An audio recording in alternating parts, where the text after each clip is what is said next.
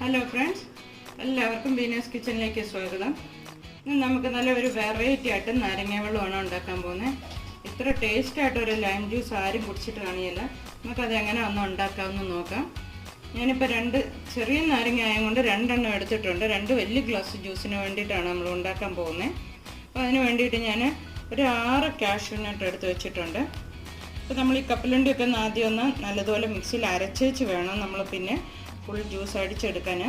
ആദ്യം ഞാൻ ഈ കാഷ്യൂ നട്ട് ഒരു മിക്സിയുടെ ജ്യൂസറിനകത്തോട്ട് നമുക്ക് വലിയ ജാറിനകത്തോട്ട് തന്നെ ഇടാം.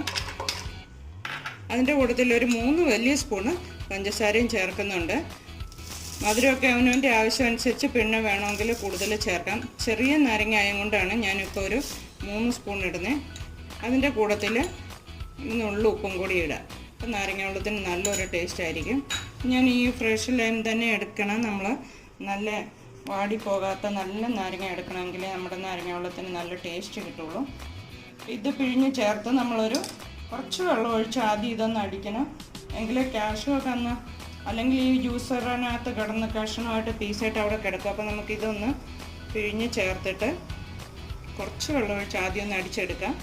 പിന്നെ ബാക്കി 2 ഗ്ലാസ് വെള്ളത്തിൻ്റെ അളവിൽ നമ്മൾ ഒഴിച്ച് ഒന്നും കൂടി അടിക്കണം. ഞാനൊന്ന് പിഴിഞ്ഞെടുക്കാം. ആദ്യം ഒരു 1/2 ഗ്ലാസ് വെള്ളം ഒഴിച്ചിട്ടൊന്ന് അടിച്ചെടുക്കാം. ബാക്കി 2 ഗ്ലാസ് വെള്ളത്തിൻ്റെ അളവിൽ നമുക്ക് പിന്നെ ചേർക്കാം. നല്ലതുപോലെ ഒന്ന് അരച്ചെടുക്കാം. ആദ്യം നമ്മൾ ഇതുകൊണ്ട് കപ്പലണ്ടിയൊക്കെ ഒന്ന് നല്ലതുപോലെ അരഞ്ഞിട്ടുണ്ട്. ഇനി ഞാൻ ഇതിനകത്തോട്ട് ആദ്യം നമ്മൾ ഒരു 1/2 ഗ്ലാസ് വെള്ളമാണ് ഒഴിച്ചത്. നമുക്കൊരു 1.5 ഗ്ലാസ് വെള്ളവും കൂടി അതിനകത്ത് ഒഴിച്ച് നല്ലതുപോലെ ഒരു 2-3 മിനിറ്റ് ഒന്ന് അടിച്ചെടുക്കാം. 1.5 ഗ്ലാസ് വെള്ളം കൂടി ഒഴിച്ച് ഇനി ഇത് നല്ലതുപോലെ അടിച്ചെടുക്കാം നമുക്ക്.